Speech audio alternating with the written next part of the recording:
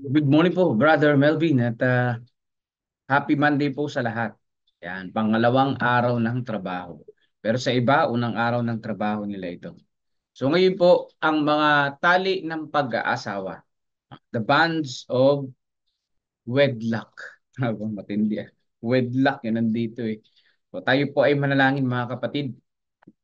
Panginoong Diyos naming mahal, sa umaga na ito ay patuloy kaming nagpapasalamat sa buhay, kalakasan na pinagkaloob niyo po sa amin. Patawarin niyo po kami, Lord, sa amin pong nagawang pagkakasala. Tulungan niyo po kami na ang amin pong devotional dito sa Genesis 2:18 ay amin pong matandaan, Lord. At makita namin ang mga puntos ng buhay na matutunan namin, O Lord. Ito po ang amin dalangin sa banal na pangalan ni Jesus. Amen. Sang-ayon po dito sa ating pong key text, 2:18 ng Genesis, at sinabi ng Panginoong Diyos, hindi mabuti na ang lalaki ay nag-iisa. Siya'y igagawa ko ng isang katuwang na nababagay sa kanya. So ang Panginoon ang nagbibigay ng nababagay sa bawat isa at ang Panginoon ang nagtatakda, ang sabi po dito, ng pinakamabuti sa bawat isa sa atin. So ibig sabihin, tayong mga tao ay hindi disenyo ng Diyos na tayo ay nag-iisa. Talagang disenyo ng Panginoon na tayo po ay merong kasama sa buhay. Yan. Sabi po dito, palagi kong nababasa ang mga salitang ito. Ang pag-aasawa ay isang sugal. Bakit naman kaya parang pag-aasawa ay isang sugal? Kayo po, parang hindi sumagi sa isip ko yung pag-aasawa ay isang sugal. Siguro sa panahon nila Mrs. White. Kumikilos ang iba na tila pinaniniwalaan nila ang pahayag at ang kanilang buhay may asawa ay nagpapatotoo na ito nga ay gayon sa kanila. So yung pag-aasawa ay pagsusugal, ibig sabihin, nag-asawa kayo na wala ang Panginoon. Pero kung ang Panginoon ay nasa kalagitnaan natin, ang asawa ay hindi isang pagsusugal, kundi ito ay kaloob ng ating Panginoong Diyos, mga kapatid. Ngunit hindi isang sugal. Yan, ang tunay na pag-aasawa. Itinatag ang pag-aasawa saan? Sa Eden. So hindi ito parang good luck sa pag-aasawa, kundi ang Diyos ang nagtatag dito. Matapos na paglikain kay Adaan, sinabi ng Panginoon, hindi mabuti na ang lalaki ay nag-iisa. So, yan po yung word na binasa natin ngayon, no? Sa Genesis 2:18, na ang lalaki ay hindi mabuting nag-iisa. Bakit? Nakakagawa ng kasalanan. Kaya lang ang problema, ang babae naman, kapag naiwan mo, ayun, merong nangyari sa panahon ng Eden. Nung naiwan ni Adan, nagkasala naman. Di ba? So dito po mga kapatid, ang punto rito, ang tunay na pag-aasawa ay hindi po isang sugal, kundi ito ay panukala ng Panginoong Diyos. Ang iniharap ng Panginoon, ng Panginoon si Adan kay Eva, mga saksi sa seremonya ang mga anghel ng Diyos. Ngunit, kaunti lamang ang mga mag-asawa na ganap na nagkakaisa kapag isinagawa ang seremonya ng pag-aasawa. Bakit kaunti lang? May mga iba na napilitan lang sa pag-aasawa. May mga iba na talagang hindi pinapakinggan ito. May mga iba na nakatingin sa seremonya, sa sermon ng pastor o ng pari, pero hindi ina-apply sa kanilang buhay nung mag-asawa na.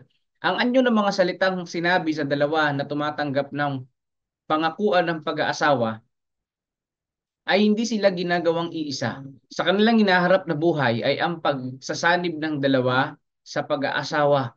Ito ay magiging isang totoong masayang pagsasama. Kung ang bawat isa ay ipagkakaloob sa kanyang kasama ang tunay na pagmamahal ng puso. So papaano ito mga kapatid, no? Ang ang sikreto ng mag-asawa ay yung pagmamahal. Yung pagmamahal sa bawat isa. Sapagkat habang tumatagal, lalo mo nakikilala ang iyong asawa. Nakikita mo yung kanyang mga pangit na ugali.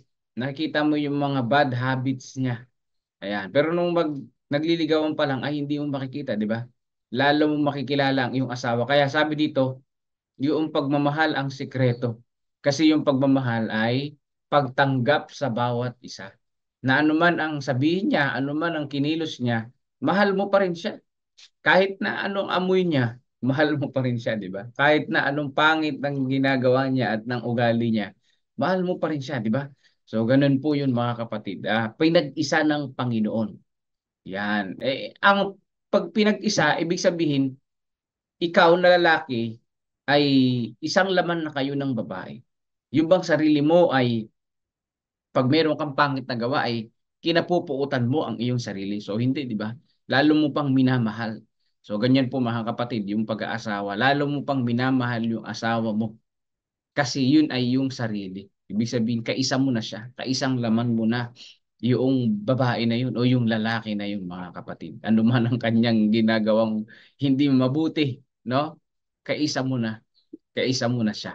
Sabi dito, ngunit inaalisan ng panahon ng pag-aasawa ng pag-ibigan, kung saan dinamitan ito ng imahinasyon at pagkatapos ay pumapasok sa ang kaisipan sa isip sa pamamagitan ng mungkahi ni Satanas. Hindi namin mahal ang isa't isa gaya ng aming iniisip. So mahirap ito mga kapatid. Ang nagpapasok sa isipan natin na hindi natin mahal ang ating asawa ay si Satanas. O, delikado pala. Kasi ang panukala ng Panginoon, magkaisa ang mag-asawa. Pero ang panukala ni Satanas, paghiwalayin ang mag-asawa. Bakit? Kung maging successful na maghiwalay ang mag-asawa, ano mangyayari? Masisira ang tahanan.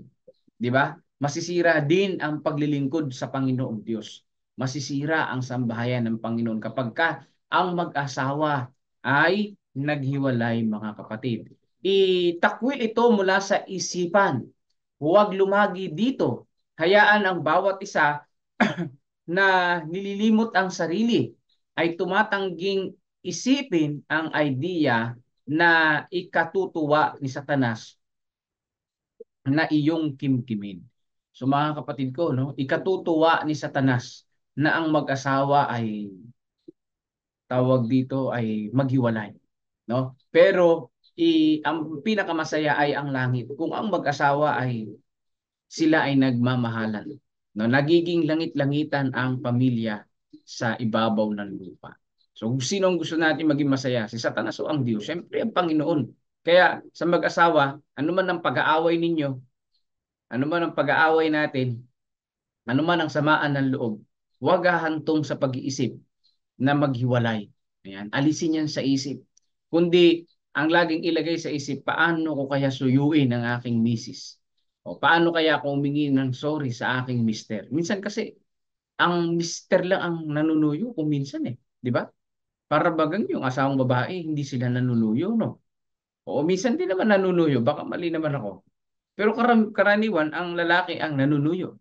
Pero sana ang mga asawang babae, minsan manuyo din. Kaya lang hindi, pangit tingnan, ano? Ang talaga nanunuyo yung lalaki. Pero salamat sa mga misis na humihingi rin ng sorry sa kanilang mister. Yan. Hindi laging tama ang babae. So, meron din dapat na pagpapakumbaba sa isa't isa. Para hindi isipin ng lalaki na, ay, bakit ba ito ang napangasawa ko? So, nandun na sa pagsisisi, ano? Gagawa siya upang ikaw ay maging mapaghinala. Aba, yung mapaghinala, mga kapatid, ay hindi uubra. Pero sa mga babae, ay yan talaga ang kanilang gift nila yan, yung mapaghinala. Gift nila yan. Lalo na kapag kayong pabango mo, o ikaw na mister, yung pabango mo, ay ganito yung pabango. O, ganun yung amoy kalamansi, yung iyong pabango bago umalis ng bahay. Pagkabalik mo sa bahay, ang pabango mo na, amoy cologne. Naku po, delikado ka dyan. Pag hinalaan ka dyan ang misis mo, di ba? O, siloso sa bawat maliit na bagay na pinakamababang pagkakataon upang ilayo ang pagmamahal sa bawat isa. Aba, yung palang pagiging siloso, mga kapatid, sa maliit na bagay, unti-unting nawawala yung pagmamahal. Masyadong siloso naman. Nakausap lang ng ganito, naging nagselos na. Di ba? Yung mga lalaki naman kasi, alam mo nang may asawa ka, huwag ka na magdididikit sa mga dalaga, di ba? No? Merong be professional naman, di ba? O, hindi po pwedeng talagang dumikit-dikit ka na doon sa hindi mo naman asawa. So magsiselos talaga ang iyong asawa. Pagka naramdaman niyang magselos, yung pagmamahal ay unti-unting lumalabig. Kapag nawala ang pag-iibigan, hayaang isipan, hindi sa pagpapairal ng sentimento kung paano magagawa ang inyong buhay mag-asawa na makalulugod sa Diyos. Ang buhay ay isang mahalagang regalo ng Diyos at hindi dapat sayangin na makasariling pagsiselos, pagsisio. Lalong hayaang pagwalang bahala at hindi pagkagusto. Hayaang ang mag-asawang lalaki at babae ay magkasamang pag-usapan muli ang mga bagay. So dito natutunan ko mga kapatid, kapag merong desisyon, hindi po pwedeng si Mister lang yung mag-iisip o yung magdidesisyon. Kasi sigurado magagalit si Mrs.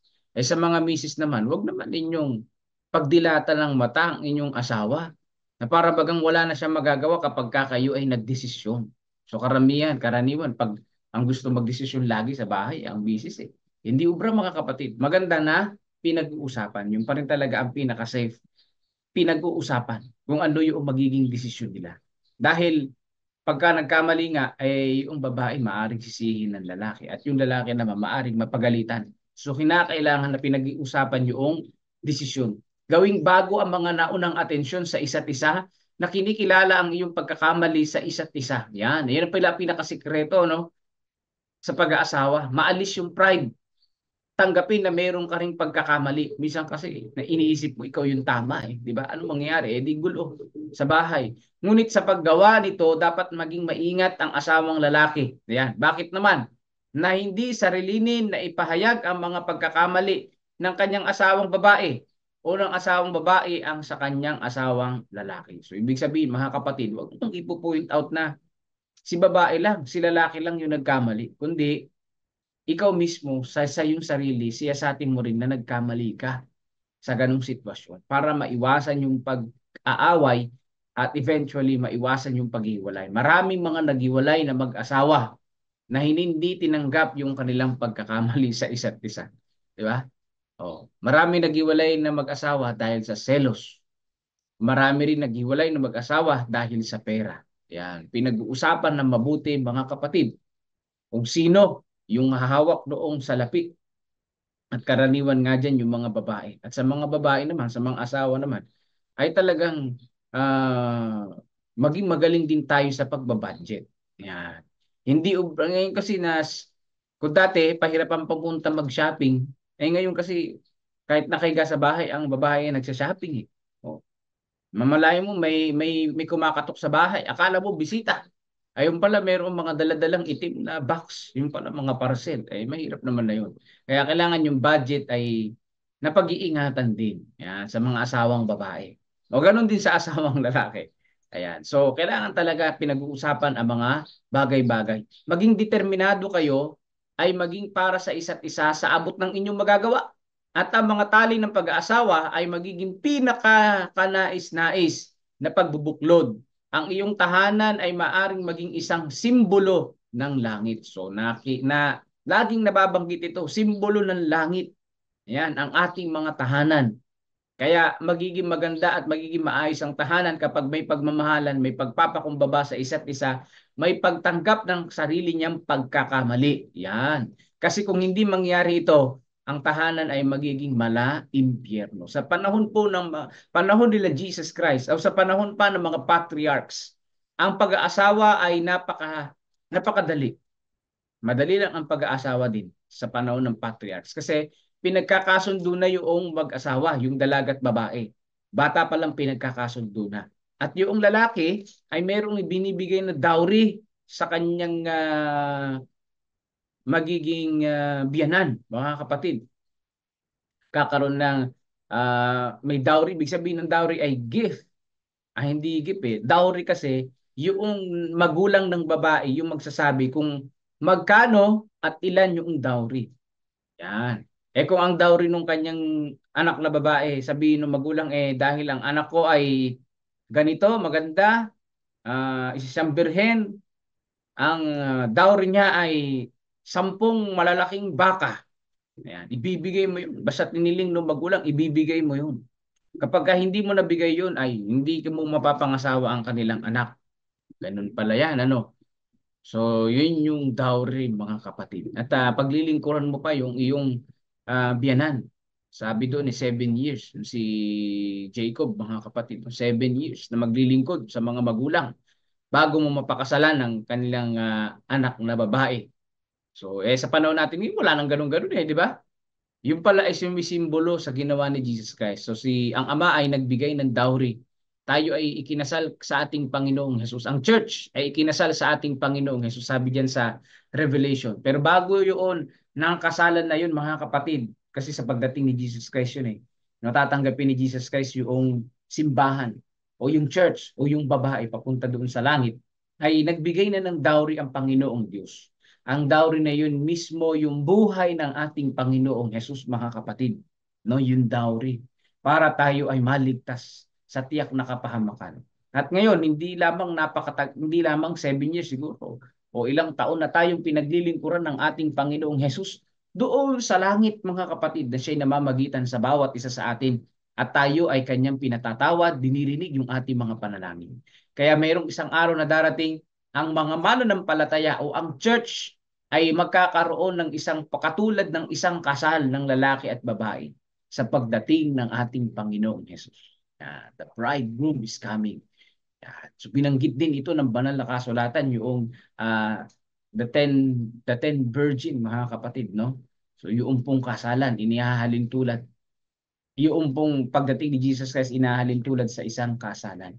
Kaya ang gawin natin, maging handa tayo, di ba? Ang ikinakasal na babae ay naghahanda para bago niya makasama ang kanyang mapapangasawang lalaki. Inihahanda, pinagaganda niya ang kanyang sarili, di ba? Pinababango niya ang kanyang sarili. So tayo rin bilang isang mananampalataya, habang parating pa lang ang ating Panginoong Hesus, ihanda po natin ang ating pong mga sarili. Ayan. Sa paghahanda sa ating sarili, lagi nating isipin na tayo ay maraming pagkakamali at hihingi tayo lagi ng tawad sa Panginoong Diyos upang tayo ay maging karapat-dapat at patuloy tayong mahalin at patuloy nating mahalin ang Panginoong Diyos. Dahil yung pagmamahal ng Diyos ay unconditional love, mga kapatid ko. So yung tali ng pag-aasawa ay pagmamahal galing sa ating Panginoong Diyos. O pagpalain tayo ng ating Panginoon, so nakikiramay tayo sa buong Duque family sa pagkamatay ng kanilang kapatid na Sister Jessie. Ayan, Jessie Miel, yung ating inanoint noong nakaraang linggo. Sama natin sa panalangin ang buong Duque family na kanilang matanggap ang kamatayan ng kanilang mahal na kapatid at sa mga magulang ni Sister Jessie Miel. Ayan, so pagpalain tayong lahat ng Panginoon at ang lahat na po na may mga prayer requests. Ayan, Sister Ana Rosbel, sama natin sa panalangin na siya ay nag-kikemo. Ayan, sama natin sa panalangin na matapos niya yung chemotherapy at siya po ay tuluyang gumaling, lumakas at patuloy na maglingkod sa Panginoong Diyos. So tayo po ay mananalangin na, pangunahan tayo ni Brother Melvin Bilasano. Muli po, magandang umaga po sa inyo pong lahat. Amang banal na makapangyarihan sa lahat. Salamat po muli sa umaga na ito na muli nyo kami pinalalahanan patungkol sa ang mga tali ng pag-aasawa. Alam namin na meron kami mga alituntunin dapat sundin. Ito ay naaayon po sa inyo upang aming pagiging buhay mag-asawa ay maging masaya sa piling po ninyo. Di namin may takila, di namin may tatanggi na sa aming bahay minsan nagkakaroon ng di pagkakaunawaan, pagkaaway, pagkasagutan, pagkakagalit. Ay ito ay pakana ng Satanas upang kami magawa namin ito. Patawad po, Ama, kung kami man ay naging mahina, kami man ay nagkakasala. Ngunit alam namin sa piling po ninyo, magagawa namin na magbago, magagawa namin na magpatawad sa isa't isa, magagawa namin ibigin ang isa't isa. At salamat sa inyong gabay at patnubay at ang aming buhay pagiging mag-asawa ay hindi maging pabigat kagaya ng sinasabi na iba, kundi ito maging blessing na inyong ibinigay sa amin. Maraming salamat po, Ama, sa patuloy na paggabay at patnubay. Tunay na ramdam po namin ang inyong pagmamahal. Sa pagpapatuloy, nais namin isama sa panalangin ang mga gawain sa aming nasasakupan. Ang worship place na kailangan sa Santa Rosario ay kasama namin sa panalangin na makita na ito ng mabilis at ito ay makagamit sa pagsisilungan ng mga bagong binyagan at mga kapatiran doon. Kasama din namin sa panalangin ng pasalamat sa kaarawan ni Sister Julian Christine ngayong araw na ito. Patuloy na pagpapala ang inyong igawad sa kanya sa malusog na pangatawan, hindi lamang pang pisikal, lalong higit sa pang espiritual din naman. Patuloy na kami nagpapasalamat at siya ay yung sinamahan sa mga taon na nagdaan na pag-iingat, karunungan at mga pagsubok na dumating sa kanyang buhay ay naging dahilan para siya maging matatag sa papatuloy ng kanyang buhay sa mga simula ulit sa araw na ito. Pasulong nais naming dalangin patuloy, samahan niyo po sa kanyang mga plano patuloy para sa ganun siya ay magtagumpay kasama po ninyo at ilayo niyo po siya sa kapahamakan at gayon din bigyan ng karunungan palagi na nagmumula sa inyo. Amin din patuloy na sinasama sa panalangin si Sister Gloria Balbido. Siya po ay naka-schedule sa operasyon. Siya po ay may bato sa apto na nais namin na hiling sa inyo ilapit ang kanyang kalusugan. Patuloy na hipuin siya na inyong mapagpagaling na kamay. Bigyan po siya ng mahusay na doktor upang sa ganun maging matagumpay na mabilis ang kanyang operasyon at ang fast recovery ang aming panalangin upang sa ganun siya ay makabalik sa kanyang gawain at makita niya na kayo ang nagpagaling sa kanya kasama ng kanyang mga pamilya ay maikwento rin naman ito sa iba. Amin din patuloy na sinasama sa panalangin ang comfort sa Duque family sa pagpapahinga ni Sister Jessie Mill at siya at sa kanilang pamilya ay yung comfort sa malungkot na mga panahon na sandali ito at makita nila na sa piling po ninyo ay palagi may pag-asa, hindi nabibigo sa inyong mga pangako. At sa inyong muling pagbabalik, makasama muli nila si Jessie Mill. Wala ng sakit, malusog ang pangatawan, matalas ang isipan, at patuloy na sumalubong po sa inyo. Amin din patuloy na dinadalangin si Sister Ana Rosbel Hermino Tolentino na patuloy sa kanyang pag-chemotherapy. Siya ay samahan at palakasin ang resistensya sa araw-araw upang sa ganun ang kanyang treatment days ay maging maayos at maging malakas siya at sa kanyang recovery at kagalingan. Patuloy namin siya sinasama sa panalangin. Amin din kasama sa panalangin ang paparating na anniversary ng San Leonardo, kayo din ng San Antonio. At ang pangaral sa pinanggaanhain ay amin din sinasama sa panalangin na ang mga gawain na ito ay maging matagumpay sa tulong po ninyo at ang mga kapatiran ay mas lalong masumipag at sumama makisangkot sa gawain. Amin din patuloy na sinasama sa panalangin ng mga lahat ng pamilya na nakikinig ngayon. Samahan kami sa maghapon na ito, ilayo sa namang kapahamakan, bigyan ng sapat na pangailangan, lalo higit sa espiritual yung mga nabibigatan sa buhay at ang mga may problemang pinansyal at gayon din pagpalain ng aming mga hanap buhay upang ito ay maging pagpapala din naman sa iba. Dalangin namin kasama sa panalangin si Sister Emelinda Makalalag, ang kanyang asawa na nagtatrabaho araw-araw, si Manong John, gayon din ang kanyang iba pang mga kaanak, kasama namin sa panalangin.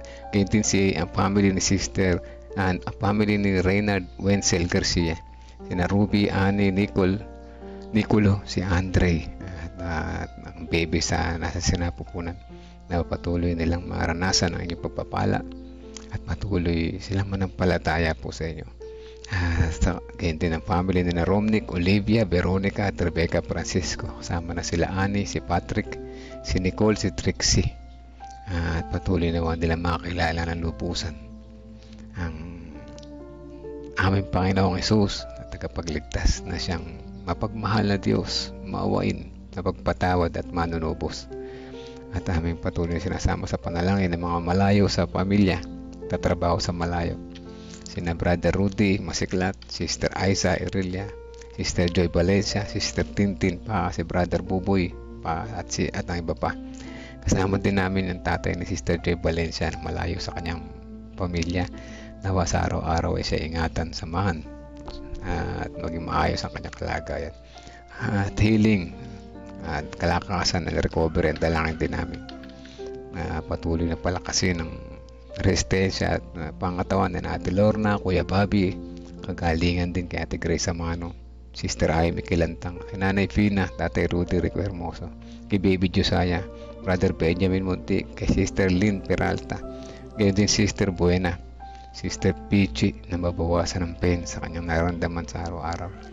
Kagalingan din kay Ma'am Lovejoy Tiwa, Brother Gregorio Santin, Kuya Jerry Bourbon, Ma'am Sheila Kasamurin, Feli Domingo Gucheco, Brother Lorenzo Cabietes, Sister Lorna Cabietes, kaya din si Brother Munti Cabietes, Sister Ana Manuel, Brother Christopher Umali Cuderes, si Ate G Tinio Reyes, si Erica Elis Santos Rivera, si Sister Tina Santos sa kanyang malubhang karamdaman.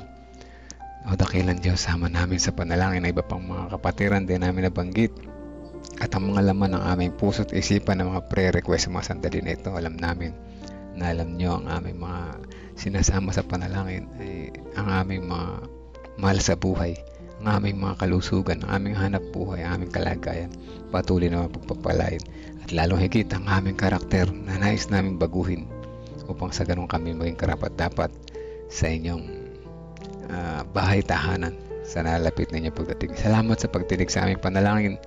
Patawad po sa aming mga nagawang pagkukulang at pagkakasala.